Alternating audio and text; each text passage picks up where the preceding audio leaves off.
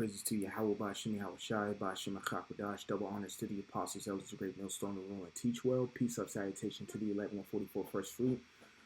So this is going to be a quick update. What's going on in Moscow? So I did a lesson about a month ago showing that over 200 FPV drones actually struck Moscow in a deliberate attack from the Ukrainian government. And it actually was somewhat successful, even though a few of the drones were shot down. I say 200 plus drones. I think in that lesson I did say that there was over 500 drones that were deployed, but a few, not a few, but like over 300 of them got intercepted by either ground force surface-to-air missiles or air defense systems that are located in Moscow, but still 200 of them actually hit their targets and wreaked a lot of havoc in Moscow. This is like the equivalent of like Iran attacking Washington, D.C. on multiple occasions, though. So this is the more recent events that happened on the 19th, 20th, and today, early today, over in Russia from a Ukrainian FPV FP1 UAV. So I'm going to let these two Instagram posts play. This is from Keegan Dunlap on Instagram. He has some pretty good updates about what's going on in other places in war and stuff like that. So if you want to go follow him, I follow him. And he has some good stuff. So let me read Ezekiel 38 in 2 really quickly. It says, Son of man, set thy face against Gog, the land of Magog, the chief prince of Meshach and Tubal, and prophesy against him, and say, thus saith the Lord power, behold, I am against thee, O Gog, the chief prince of Meshach and Tubal, and I will turn thee back and put hooks into thy jaws, and I will bring thee forth, and all thine armies, horses and horsemen, all thine clothed, with all such armor, even a great company with bucklers and shield, all of them handling swords. And I'm going to stop it right there, but the main point I want to get at is verse 2, is that the Lord has set his face against Gog, the land of Magog. And when you look into the geography of the ancient land of Magog, it's over there in Russia. So we understand that this prophecy is speaking about who is there at this very moment, and that would be Russia. So let me go ahead and play these real quick. That Ukraine struck another Wild Berries logistics facility near Moscow on July 19th going into the 20th of 2026 overnight. Ukrainian long-range UAV struck multiple targets in Russia's Moscow Oblast, including the Wild Berries major logistics distribution centers in the Kolodino area near Podolsk, which is just south of Moscow, and it was part of a large-scale raid involving over 400 UAVs, according to Russian officials.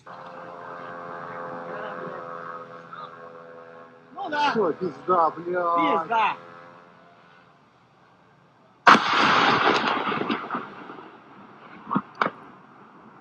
According to Ukrainian monitoring channels as well as Russian independent outlets, they reported that FP1 UAVs hit this large logistics hub, which caused fires and thick plumes of black smoke to shoot up into the air. Wild Berries claimed that the complex continued operating after an evacuation, but independent reports indicate that there was significant damage to the facility. Outside of that, there was also some other simultaneous attacks that took place in Moscow, including an oil and fuel depot in Podolsk's Lvovsky district, a massive logistics complex in the Yuzhny Voroda Industrial Park near Domodedovo, a residential building in Domodedovo, and then there were additional fires that were reported across at least 5 different sites in the region. Now, Russian authorities said that they repelled or claimed to have repelled most of the UAVs, with 85 of them approximately down near the capital, but they also acknowledged that there was some localized damage, fires, and some injuries. And again, just in case you missed it from before when we reported on the Wild Berries facility that was hit earlier this weekend, Wild Berries is oftentimes referred to as the Russian Amazon, so it's a massive